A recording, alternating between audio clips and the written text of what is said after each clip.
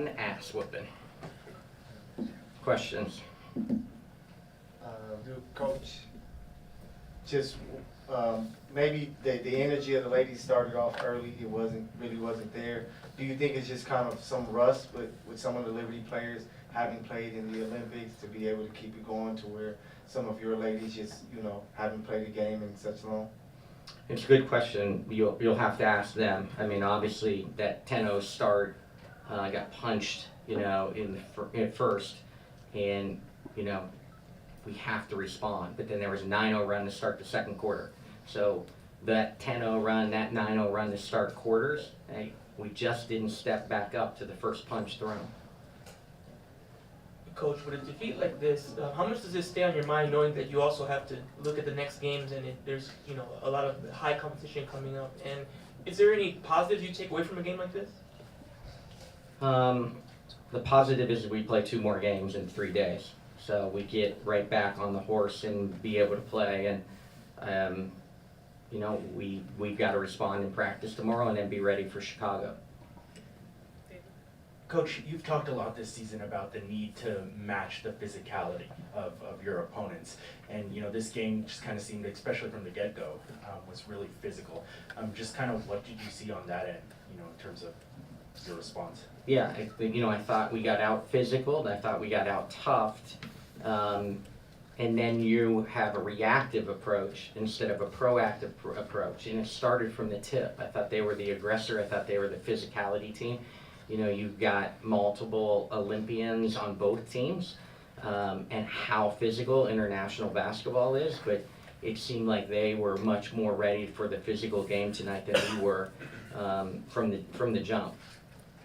Hey, Coach DJ and Fantasy TV. You talk a lot about the rebuild and the rebuild season that we're in. How much of this loss can you attribute to the fact that we are playing a #1 team and we are currently sitting at number 10?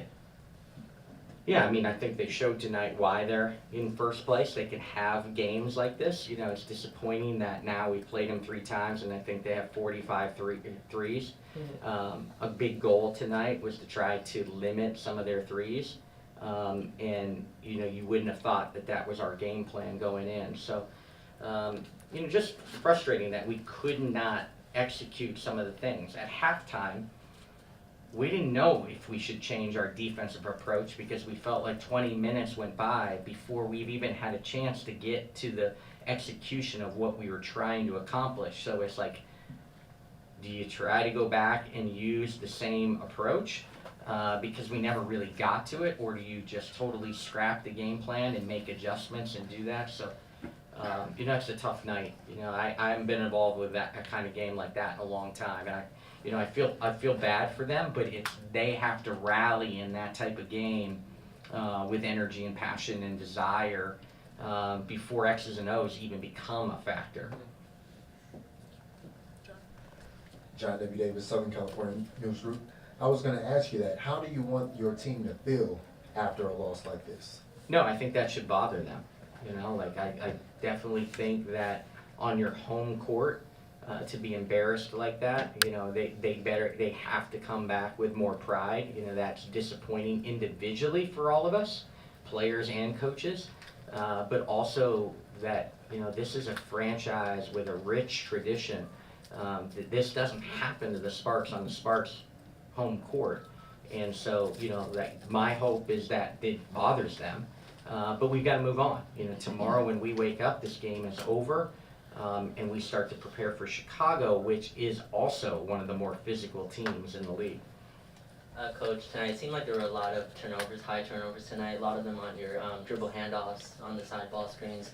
How much of that is the New York defense versus just miscommunication with your players? Yeah, we had 6 turnovers in the second half, so we obviously got better at that, but the dribble handoffs, where what you're talking about, the DHOs, was again back to the word of the night, was the physicality. They were so disruptive at the point of attack in the DHOs. Well, it's everybody's approach in this league, and they were accomplishing that, and we weren't. And their tempo at the offensive end off of their DHOs was better than our tempo off the DHOs, and it became a problem. Coach, you just came off a gold medal performance in Paris. What were some of the key takeaways that you were able to take away to, I guess, incorporate into your coaching philosophy? And second part of that question is, what does it mean to be an American and represent your country? Yeah, it was an unbelievable experience. Obviously, I've been involved with that team in this cycle, so not only the Olympic gold, but with the World Cup championship, qualifying events, and every training camp along the way. It's really special to represent your country. It was special to be with those 12. And the word that I used from the beginning was, it's a sacrifice. You know, with the exception of probably Asia and Stewie, everyone is sacrificing and not truly being themselves on that team for the betterment of the group. So you've heard Sue Bird talk about it. It's an uncomfortable basketball for the greatest players in the world because they can't always be themselves. They got to sacrifice.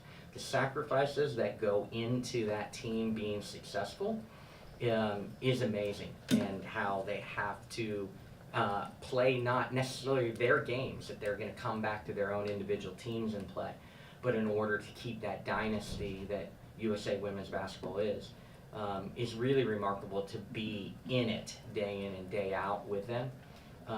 You know, for me also, they just think you're the crazy opponent coach, you know, through the years, right? And we have perceptions of these great players. But when you get to know each other and you get to know those, like I am truly, like, totally think different of Stewie and Sabrina after coaching them and have such a special relationship with them. Watching Stewie be a mom, like, it was unbelievable, the grind that goes into, and the pressure that Stewie has to be one of the best for us, and to wake up the next morning and see her with her 2 children in the breakfast room, up earlier than almost anyone, and watching her being a mom and trying to win a gold medal. And it's just, you know, it was a special journey with that group, and, you know, Sabrina and Stewie were 2 of the special ones for me, coaching them, and to have them back in the building in the first game, you know, was really cool for me. Last question. Coach, with Ray, it seems like even before the break, she has become more aggressive when it comes to going downhill, trying to get to the basket. Tonight, 13 free throw attempts, making 12 of them. Is that something with her just feeling more comfortable with what she's doing, or are you guys telling her, hey, we need you to get downhill to attack the basket? Yeah, her ability to attack the basket, but score at the arc is important for us. She is a really talented offensive player, and it comes in streaky waves, and you really got to ride that wave. Tonight, the physicality, the desire to run us off the arc, you know, made the game important for her because she can get to the rim. You know, there was times where she handled the physicality and loved it, and she was able to get to the foul line. There's other times that, you know, we want her to continue to play, not always off of 1 foot, but, you know, like, if it wasn't for Ray being able to handle some of that physicality and get to the line for us, we would have really struggled. So, you know, again, she gave us good stretches tonight. Thank you, Curt. Thank you. Thank you, sir.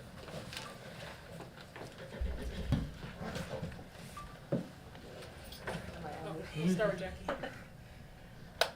All right, this question is for both of you, but Rickea, I want to start with you. Your schedule's not going to get any easier. Obviously, this game was rough, but how do you take this in, learn, and then, I know we always say, you know, next game, but sometimes that's easier said than done. So what are you going to take so you can kind of look at your schedule ahead and know that the fight is not done yet?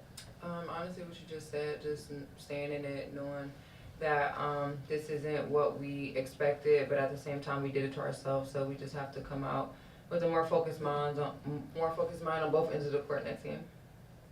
DJ? Hey, this question is for both of you, DJ from Infinity TV. Tough loss tonight. On the LA Sparks Weekly Show, we regularly talk to fans who are like 10 toes down with y'all. Is there a message that you want to give your fans right now in the season to just reflect where you see this team going? I mean, we're just always so appreciative of the fans and like the ongoing support that they give. So, I mean, just to, you know, stay supporting us, and we feel it on the court, and we want to do good for y'all and for us too. So just keep supporting us, and we still love y'all. For either of you guys, did it feel like your team came out rusty from the Olympic break, or was it just the Liberty was the better team tonight?